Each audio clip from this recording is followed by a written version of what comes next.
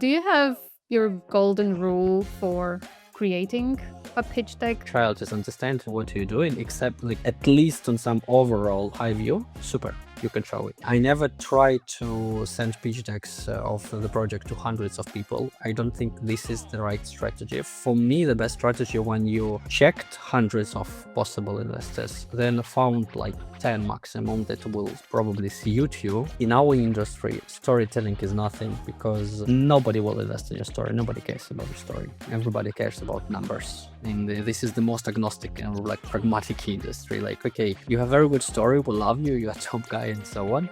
Now let's talk about money. Always like this. I think the problem with the sending of 100 pitch decks to 100 investors is not even that you won't receive investment. It's not the biggest problem. The biggest problem if you receive investment from wrong investor. How would you separate AI that is really a genuine competitive advantage from AI that's just a decoration? If you just, hey, do me everything and you're not checking, you will receive the same result. If you're just making it because you don't have design skills, nice. Why not? If someone listening or watching you today would like to start building a startup in the iGaming space, what's the most practical first step that they could take to move in the right direction?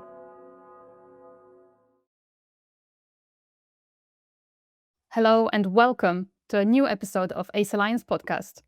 Today's topic is especially interesting for those of you who either look to raise capital or maybe are investors themselves. Investing in the iGaming industry may seem risky at a glance, because after all, it is a high-risk industry, but it also comes with plenty of great opportunities. And I'm really excited to be joined by Vladimir Malakchi, CEO and Managing Partner at Xanada Investments. Vladimir, welcome to the show. Hello, Magda. Thank you. Nice to be again. How have you been recently? Tell me.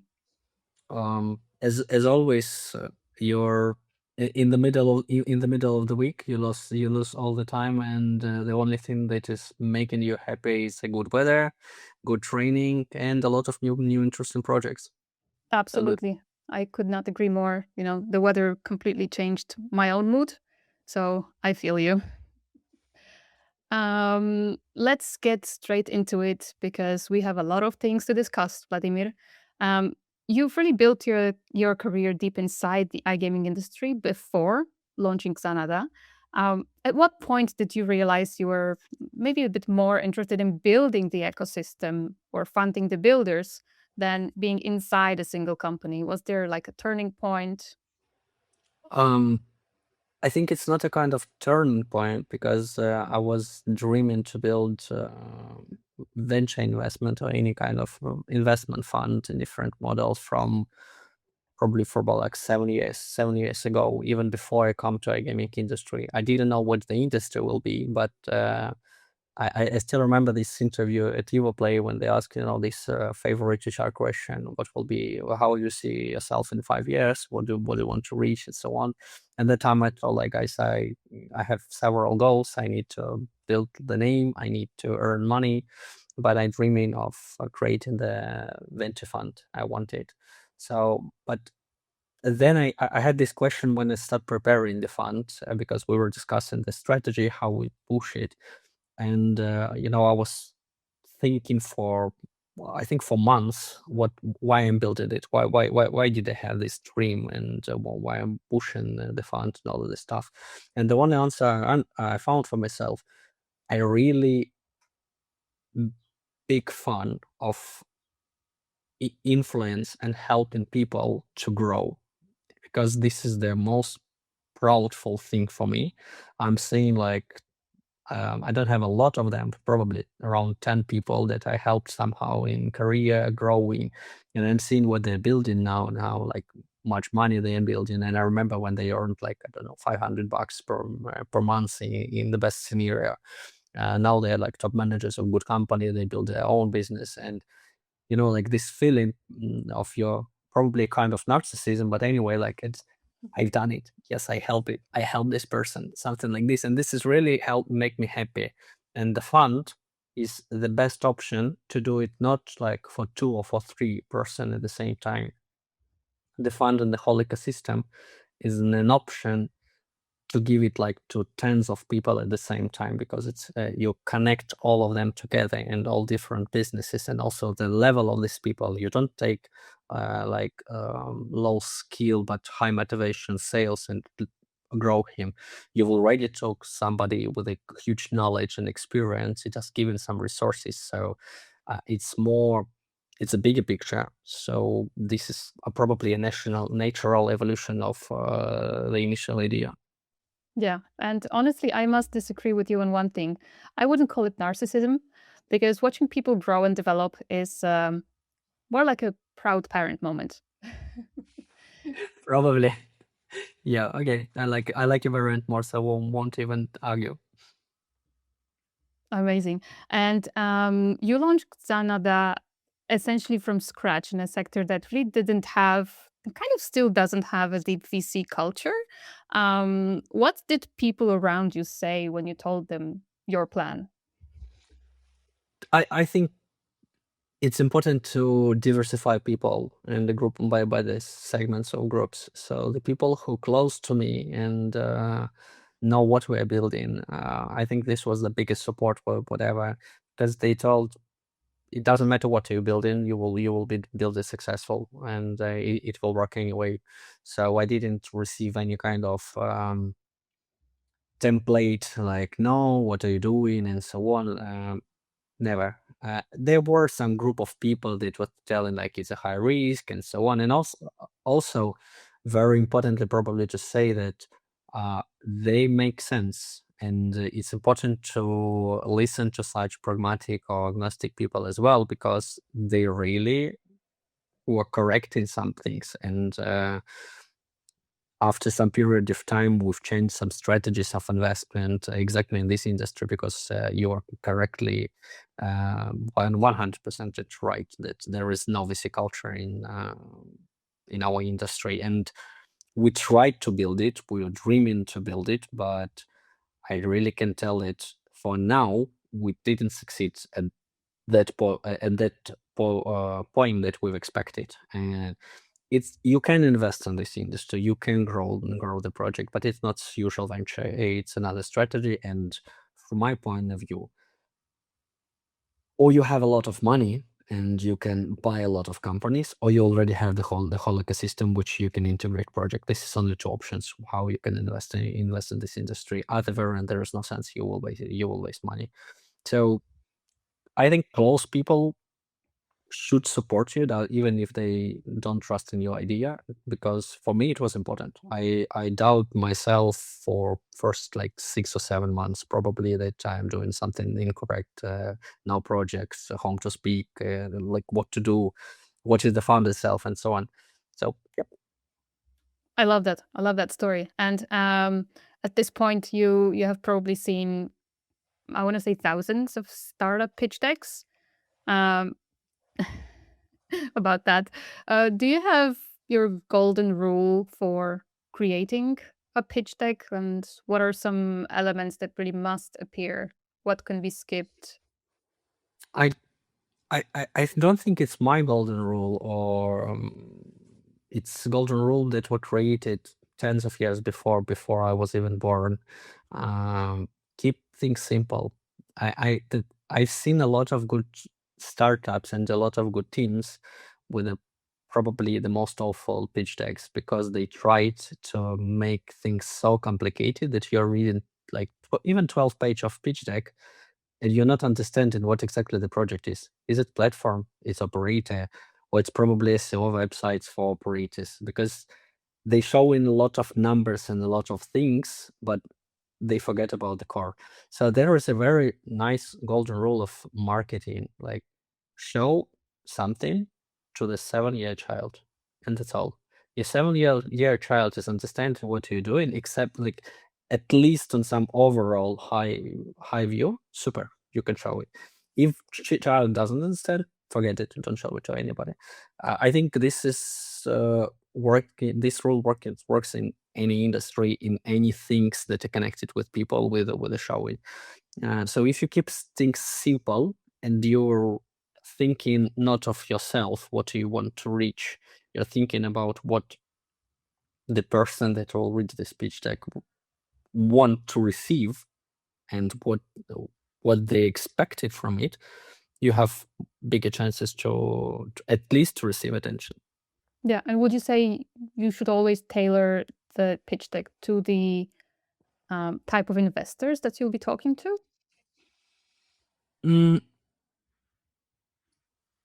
from the experience of making, because as a fund, we're not only seeing pitch decks, but also helping our projects to make the pitch decks, and it's not 100% tailored, but some details always are, because usually when you prepare it for pitch deck, you know what is important for the person, for the company that will check this pitch deck. I never try to send pitch decks of the project to hundreds of people. I don't think this is the right strategy. Probably for somebody it works, but I don't trust it the best strategy. For me, the best strategy, when you checked hundreds of possible investors, then found like 10 maximum that will probably suit you because of hundreds of different reasons, and then prepare pitch decks for them, and then find their contacts, connect with them through like network and so on, so on, so on. So it's a bit another strategy of financial investment, and this really works. In this case, yes, you must tailor to it for each investor, for each company, with the small details. Somebody focusing on profit, somebody on capitalization, somebody on more market coverage. It's you need to understand your client. Mhm. Absolutely. And actually, in the Ace Alliance magazine, you recently wrote a really great article on why investors swipe left on startups.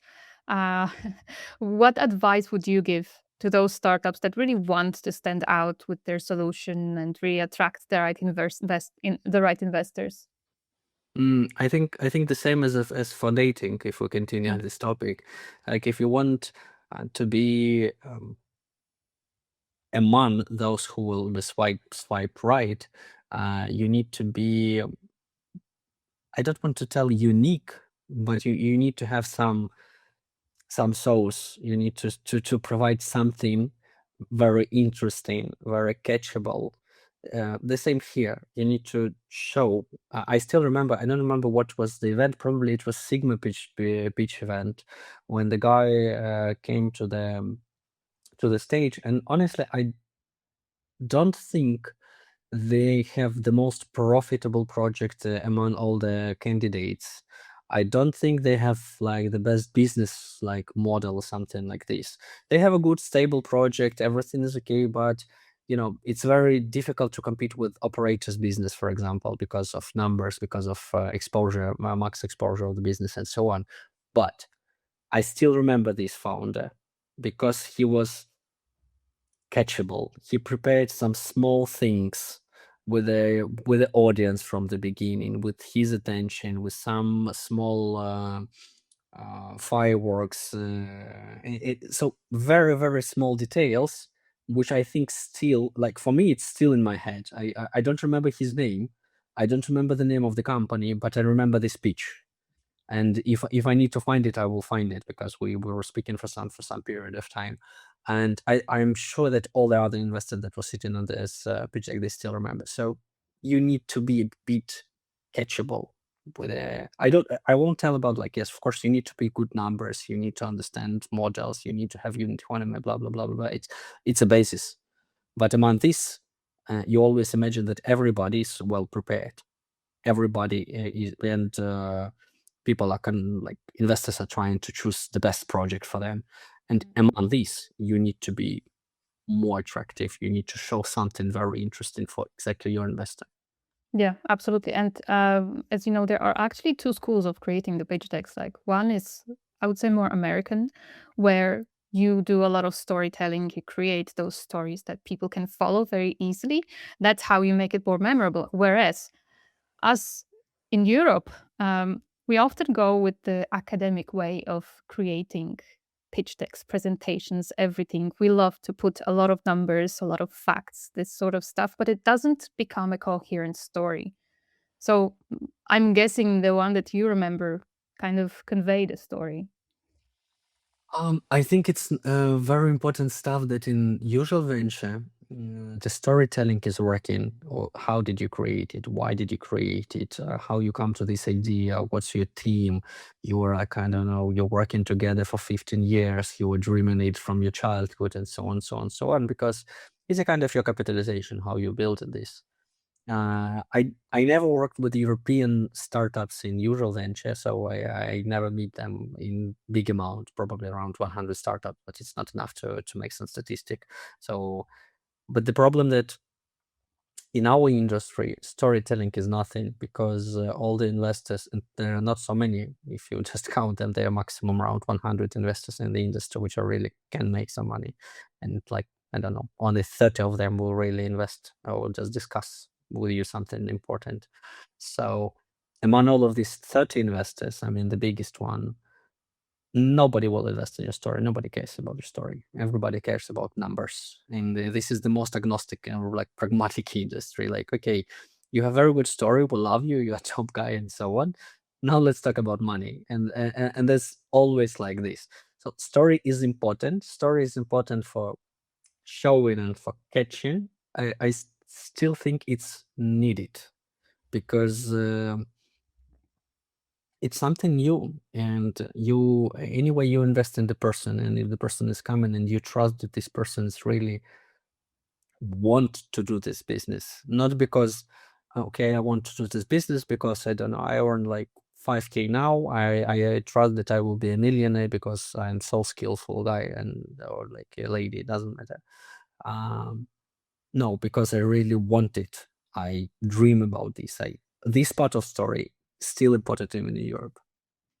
I really find this approach super interesting, and it's actually a great bridge to my next question because yes, storytelling is cool and everything, but like you said, we need the stuff that is tangible for the investors. So when investors or VCs they want to invest in the iGaming industry, what should they look at? Are there any metrics that you would say are the most important?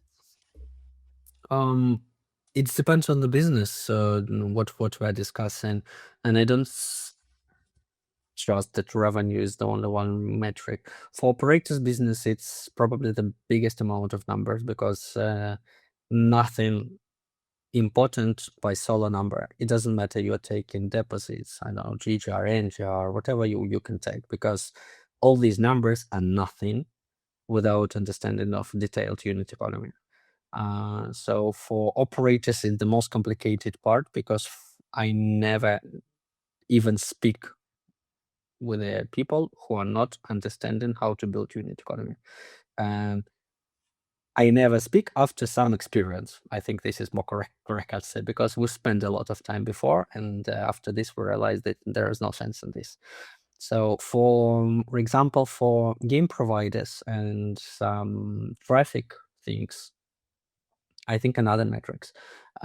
If we decided to find only one metric, which is the most important for now, it will be the vector of development. I mean, if they start, what the dynamic they will keep growing and how they're going to reach this. Because everybody shows, all of these rockets, rocket grows, and everybody destroy it when you ask, okay, how you want to reach this plus 20, 200, 300 percentage, what should be inside your sales to reach these numbers, how you're going to treat them. When it's stable growth, like, 30 percentage, 40 percentage, I don't know. For providers, it's usually like 100, 120 percentage for the first year. See, if it is a good provider, then like a bit stable. But it's more understandable, and you can ask more detailed questions. So if we're discussing the first metric, which is looking, I think this is the dynamic of growing. It shouldn't be like a rocket. It shouldn't be very stable. It should be fully understandable. And honestly, there are a lot of benchmarks in the industry, and all the businesses are very, very similar to each other. There are not so many unicorns in iGaming for now.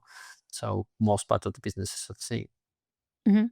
I would say why do the skyrocketing, development when the market will challenge you anyway?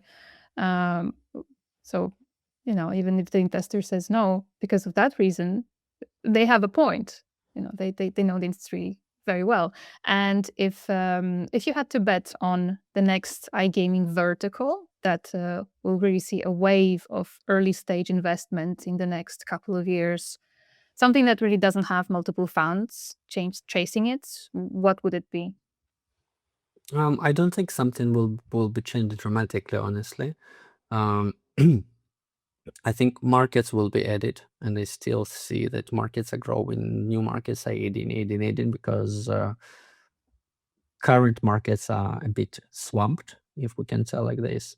And new operators are open and open and open and open. And based on new operators, probably will jump with a new content. I trust that I won't tell it like AI will create new era of I don't know, iGaming and everything will be changed, but the content will be changed for sure. Because I'm seeing a lot of new things. I have several friends of mine, which let's call them visionaries, and I think they are very good visionaries from their some future and how to build it, because they really trust in this and they have already have enough money to build this. It's not a kind of dreamers, so they already have a proven results of it.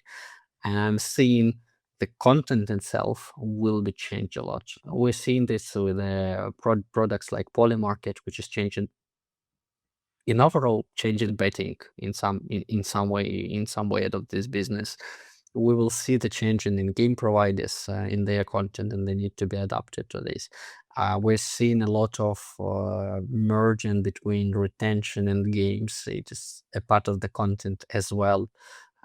So it's not only about like how to send you email. Now it's mostly how to attract the user and to keep it working in your website, and to keep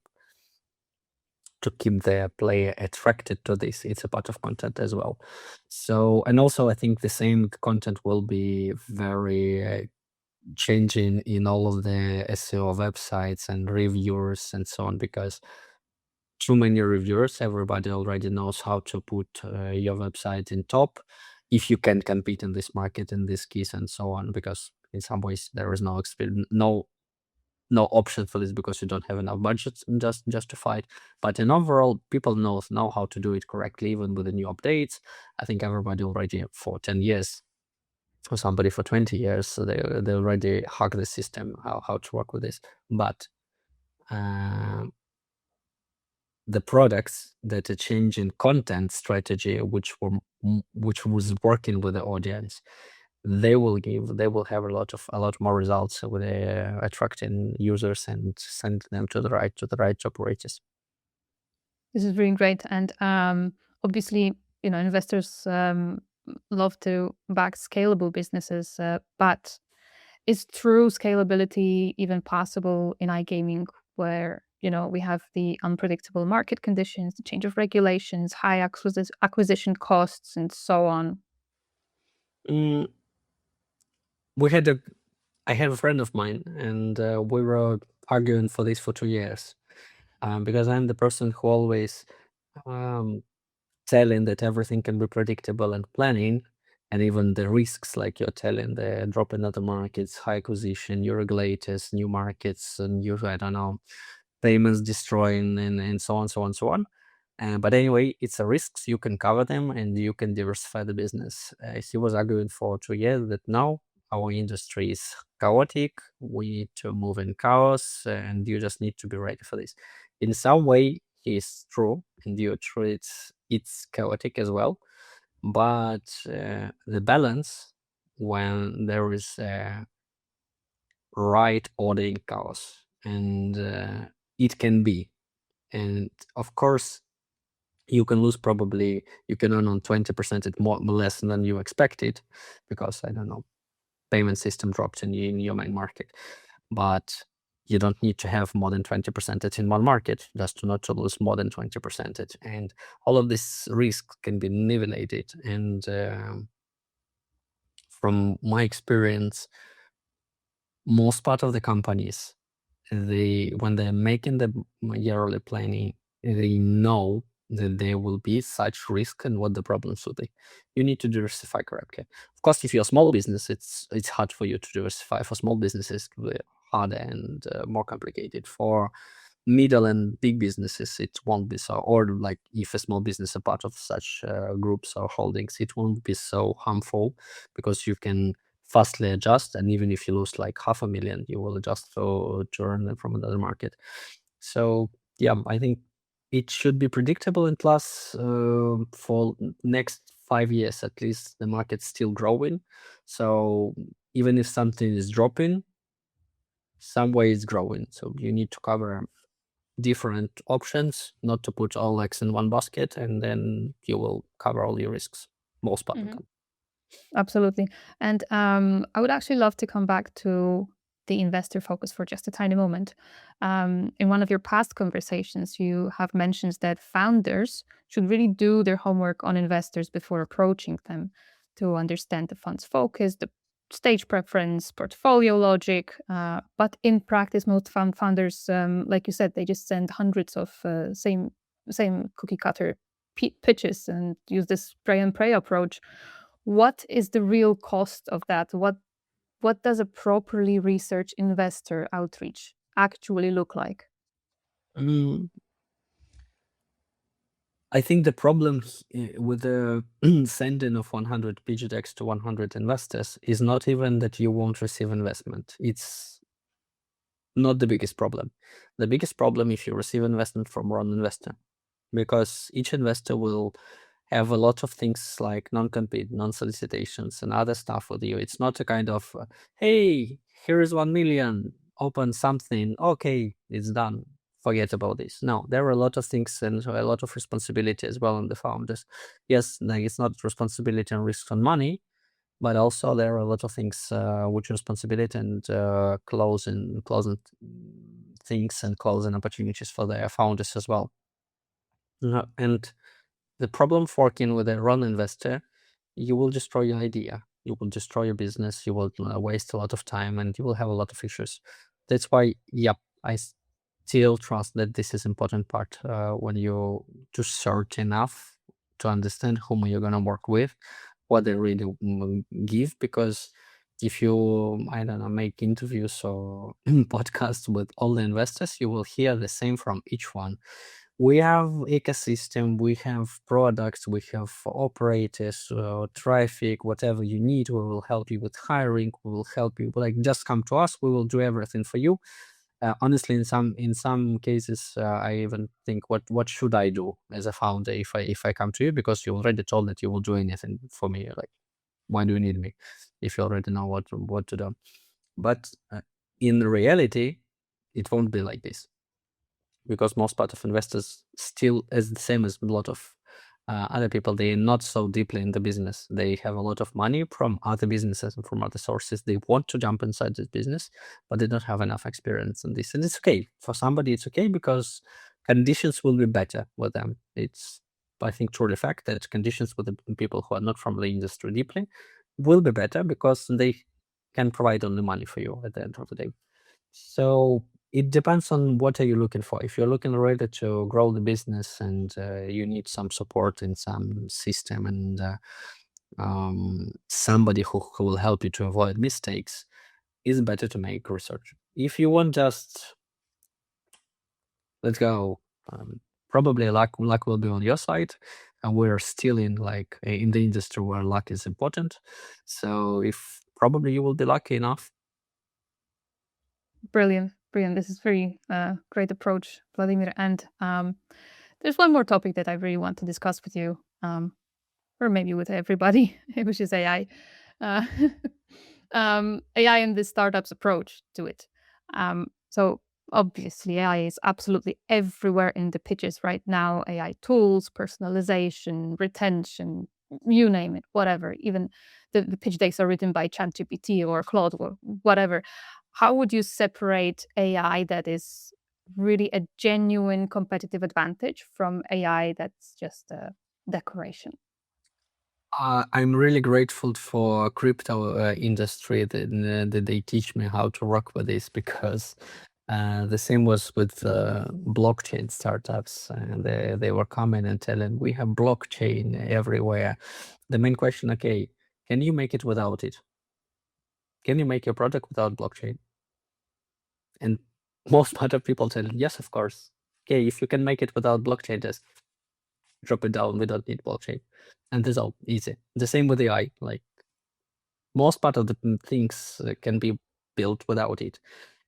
I don't see any big problem that pitch text is written with the help of AI. I'm using AI a lot in a lot of things, and it's really useful, and it's helping, it's saving time, and I still trust that. I think even if people not using it, it's for now it's more questions than the people who are using it. The problem, how do you use it and how you evolved in this. So if you just hey they done do me everything and you're not checking, you will receive the same result. If you're just making it because you don't have design skills or some I don't know coding skills and you're preparing some website as a pitch deck and you're like preparing something interesting, nice, why not? It's not an issue.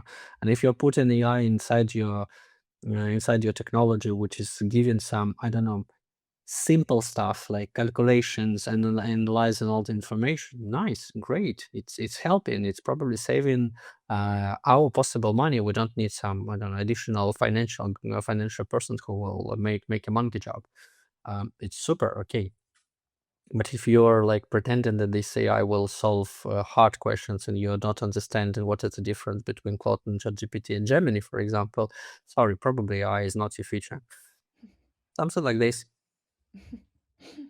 I love that. And obviously, many startups really rely heavily on AI and machine learning. Before that, on blockchain, like you said. Oh my God, blockchain was such a buzzword back in the 2016, 17. Yeah, 17, 18, yeah. yeah, it's been crazy. But if a major company like Anthropic or OpenAI release a new feature, an entire category of startups can disappear. We kind of saw it when I don't know if you remember when Instagram put stories out, and everybody was saying, "Oh, this is going to kill Snapchat. Look at that, Snapchat is still around." But do you think we're heading towards a reality where most AI startups are just experiments until the big tech absorbs their features? Mm, I don't think in our industry big techs will absorb anything because let's be honest, our industry is 20 years behind all other world. It's still we can just touch each specter of it and we're 20 years behind. Probably in like 20, 30 years, yes, they will use this technology. For now, all the technologies are on the small company sides. No one from huge companies are using any kind of technologies because they don't need, all the very, very old rule. If it's working, don't touch it. And this rule is, firstly, when I come to the industry, I didn't understand this. And I was like, young and not enough wisdom. Like, let's move, let's go. You need innovations. We need to push. Then I understand this rule, why it's working, because it's bringing money. And so small companies, they have an option to use technologies, and probably some of them become big companies at the end of the day, and it's okay. And they will have a chance to be sold to these big companies with their technologies. I trust more in this variant in this case. So I don't want to tell anybody not to try.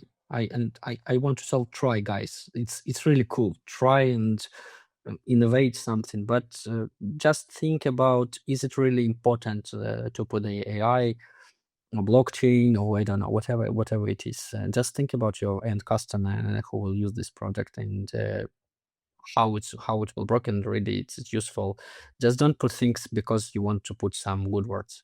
It's much better not to put AI and to tell that you are doing it manually than to put AI and at the end of the day not doing it at all. Mhm. I love that, and you're right. At the end of the day, it all comes down to the customer. Think of what you are solving for them. Don't put out the flashy features just because they're cute. You know.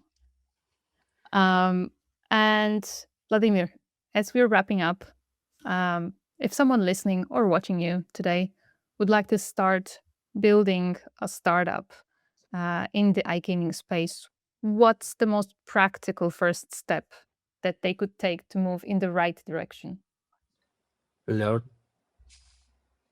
Just learn. Thank you. Just see your competitors, guys. First, what I'm seeing that people forget to watch the competitors and among the industry, and they think there is no competitors, or they're not understanding it. Just check your competitors and tell what is your advantage in all of this. Most part of business is not needed to have a huge advantage. Some small stuff, better retention, better. I don't know. We've checked the operator's business. We put 1,000 deposits. We receive some, I don't know, pre-VIP messages, and we think it's stupid because, and that's why what we want to make better. Super nice, guys. You make research. Nice. Thank you so much. You spent some time. You don't prepare AI pitch deck and come to everybody. You make research. I've already will be happy to see the guys because they spent some time on this. So I respect this, and I think other investors respect this as well, because when you see the person inside of it. So that's what I mean under learn what are you trying to do, even if you're not a high level many years experience guy or a lady, but learn, make a research, and then it will be easy. Probably after research you will understand that there is no sense to make the business. It will save you a lot of time. Amazing. I 100% agree with this. Doing the proper research is you should always start with that. The end of story, you know. And then do the nice pitch deck. Um, Yeah. Vladimir, how can people reach out to you and Xanada Investments? I'm easily. I think I'm the only one Vladimir Malakchi in LinkedIn still. So it's not so difficult, and I have let's call it's my issue for people. It's good. I can't not reply fastly. I need to cover all these notifications. If there are any notifications somewhere in the application, I feel not comfortable, so I'm usually replying very fast. So you're So not it's one not of those people that have 100 unread messages on your phone. Okay. it's even sounds like a nightmare. I can't. No. Everything Yes, should be yeah. clean. There's just one problem with it, you know? You click off the notification and then you forget to come back to a person. No, I'm reading. I'm usually reading because exactly I know that I won't come back. I never come back. If I forget to Mhm. answer, that's if you see that I'm reading the message and not reply at least at the same day, it means that I missed it. I won't reply it because I've already forget about this. Amazing. Vladimir, thank you so much for all your insights and for sharing them with our listeners. I really appreciate them. And everyone, thank you so much for tuning in. I hope you found Vladimir's insights as valuable as I did. And don't forget to follow us on podcast platforms and social media to get updates on more episodes like this one. So see you next time. Thank you so much.